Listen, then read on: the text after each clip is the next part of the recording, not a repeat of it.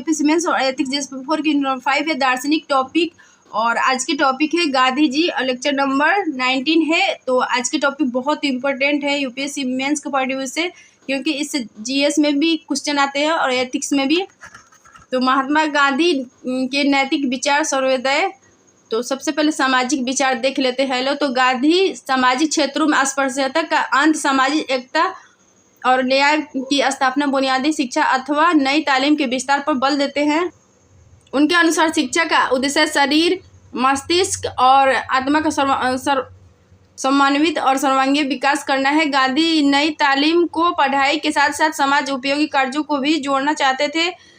गांधी जी का वर्ण व्यवस्था से संबंधित विचार। तो गांधी जी वर्ण व्यवस्था को हिंदू धर्म का अनिवार्य अंग मानते हैं। वे इस धर्म का आविष्कार मानते हैं। गांधी जी के अनुसार वर्ण व्यवस्था का आशय व्यवसाय मूलक पर विभाजन पर आधारित है, सामाजिक संगठन से है। हरिजन में गांधी जी कहते हैं कि वर्ण धर्म का अर्थ है कि हर एक व्यक्ति का यह कर्तव्य होना कि वह अपने पुरखों का आनुवंशिक व्यवसाय को वहाँ तक निर्वाह करना चाहिए जहाँ तक वह आधारभूत निर्वाह विरोध न हो। परंतु गांधी के सामाजिक विचारों का आधार समानता है। उनके अनुसार सभी व्यक्ति समान हैं, अतः जाति, धर्म आदि के आधार पर समाज ने जो असमानता, ऊंच नीच, उत्कृष्ट निकृष्ट है, यह कृत्रिम है। वह मनुष्य को अपनी इच्छा पूर्ति या स्वार्थ पूर्ति का साधन है।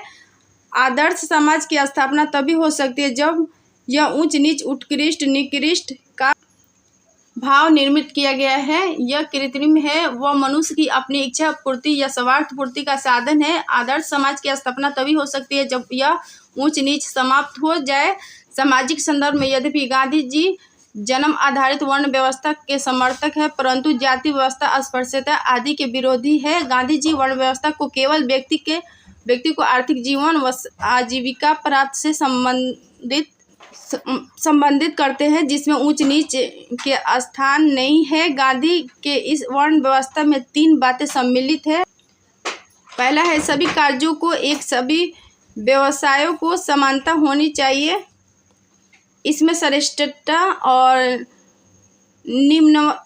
निम्नता का भाव नहीं होना चाहिए। इस संदर्भ में धर्मों में बताए गए श्रेणीगत पदानुक्रम को स्वीकार नहीं किया जा सकता।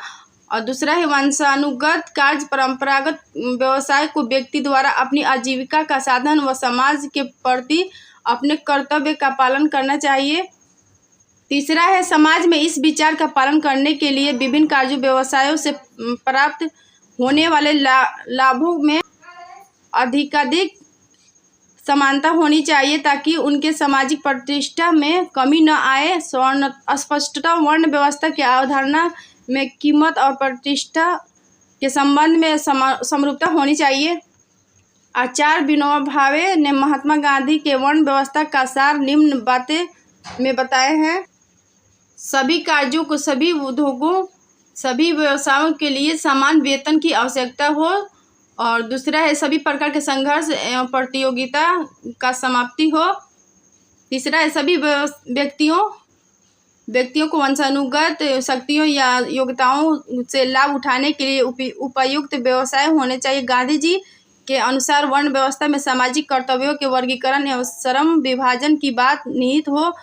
इसमें व्यवस्थित एवं वैज्ञानिक समानता का आधार निहित है। गांधी जी निम्नलिखित कारणों से वर्ण व्यवस्था का समर्थन करते हैं।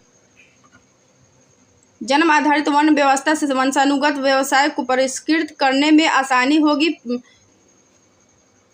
पिता द्वारा प्राप्त अनुभव या योग्यता को पुत्र जीवन में सरलता से अग्रसारित कर सकता है।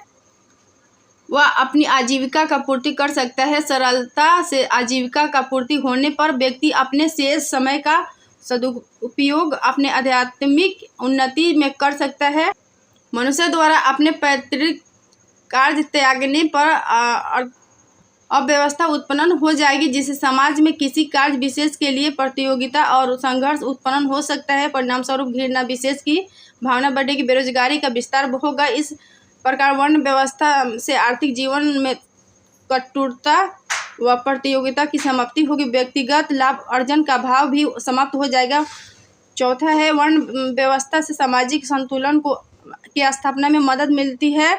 यह हिंदू धर्म की आंशिक एकता को इंगित करता है। गांधी जी इस आंशिक एकता को दैवी व प्राकृतिक मानते हैं। वंशानुगत कर्म नियम को शाश्वत नियम मानते हैं और यह मानते हैं कि इसमें ढांचागत परिवर्तन संभव नहीं है। गांधी जी के अनुसार वर्ण व्यवस्था में विकृति के कारण कुछ पेशों तथा व्यवस्थाओं को निम्न मानकर तथा कुछ को उच्च मानकर जातिगत विशेषताओं को उसमें स्थापित करना है स्पष्ट। जब वर्ण व्यवस्था में उच्च नीच का भाव आता है तो फिर जाति भेद का रास्ता प्रशस्त होने लगता है। यह जाति भेद वर्ण व्यवस्था में विकृति का परिणाम है। गांधी जी के अनुसार वर्ण का सिद्धांत जाति का सिद्धांत नहीं है।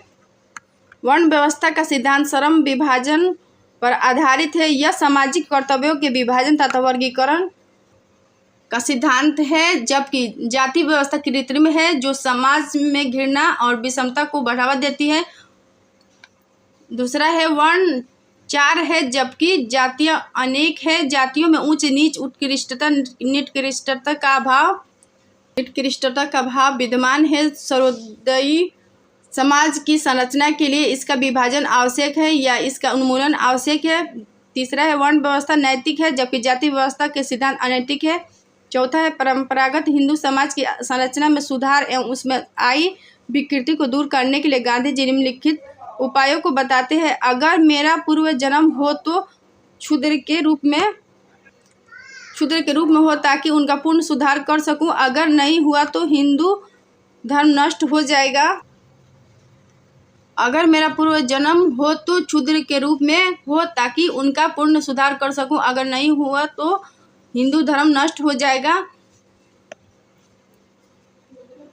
सवर्णों का हृदय परिवर्तन, पहला है सवर्णों का हृदय परिवर्तन और दूसरा है मंदिर प्रवेश। तीसरा है हरिजन सेवक संघ की स्थापना की, दलितों को हरिजन नाम से कर बुलाया। और चौथा है क्षुद्रों को अपने रहन सहन ढंग में सकारात्मक परिवर्तन करना चाहते हैं। उनके अनुसार वे मांस भक्षण और मदिरापान इत्यादि निकृष्ट कार्यों की कोटि से दूर रहे हैं। पांचवा जाति भेद का प्रयोग कर विभिन्न राजनीतिक दलों में अपना हित संवर्धन किया है, अतः इसमें भी सुधार की आवश्यकता है। जातियों के आधार पर राजनीतिक पार्टियां बन गई है। और पहला है अस्पृश्यों को अलग होने पर सवर्णों और अनेक बीच अंतर जातीय संघर्ष की दूसरी या नई सामाजिक समस्या उत्पन्न हो जाएगी। सामाजिक संतुलन व सामाजिक स्वास्थ्य के सुरक्षा के लिए। और तीसरा है हिंदू समाज में एकता बनाए रखने के लिए। चौथा है हिंदू समाज को विनिष्ट होने से बचाने के लिए। स्त्रियों की स्थिति में सुधार, तो गांधी जी स्त्री और पुरुष की समानता के पक्षधर है और इनके अनुसार स्त्री मात्र स्वरूप होने के कारण मानवीय मूल्यों की संरक्षक है। इनके अनुसार स्त्री मात्र स्वरूप होने के कारण मानवीय मूल्यों की संरक्षक है। इन्हें है दृष्टि से देखना पाप है। गांधी जी पर्दा प्रथा, सती प्रथा, दहेज प्रथा, देवदासी प्रथा, बाल विवाह आदि स्त्रियों से संबंधित कुरीतियों का कड़ा विरोध करते हैं। वह पुरुषों की भांति स्त्रियों में सामाजिक राजनीतिक अधिकारों का पक्षधर है। राजनीतिक पक्ष, तो राज्य के विषय में गांधी जी के विचार अहिंसक अराजकतावादियों एवं टोलेस्टॉय से मिलते हैं। गांधी जी के अनुसार राज्य हिंसा एवं पाशविक शक्ति पर आधारित है। उनके अनुसार राज्य आत्मा के विकास में बाधक है। राज्य बाह्य नियंत्रण और प्रतिबंध का प्रतीक है। राज्य पुलिस बल, सैन्य शक्ति एवं अदालतों के माध्यम से अपनी बातों को नागरिकों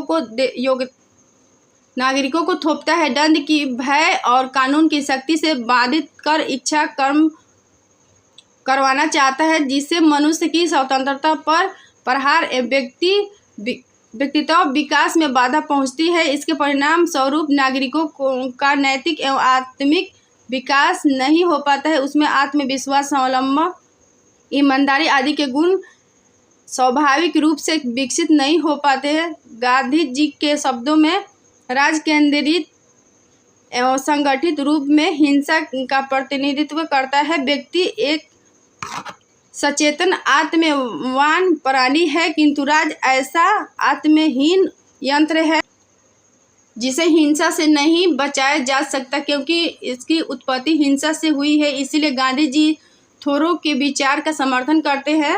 इनके अनुसार सर्वोत्तम सरकार वह है जो सबसे कम शासन करती है। गांधी जी भी उस सरकार को अच्छी सरकार के रूप में मानते हैं जो सबसे कम शासन करते हैं। वस्तुतः गांधी जी सर्वोदय के चरम आदर्श के रूप में राजविहीन शासन की बात करते हैं, जिसमें प्रत्येक व्यक्ति के शासक उसकी आत्मा होती है। इस प्रकार सर्वोदय के विचार के व्यवहारिक स्तर पर व्यक्तिवादी दर्शन देखने को मिलता है। आदर्श के दृष्टिकोण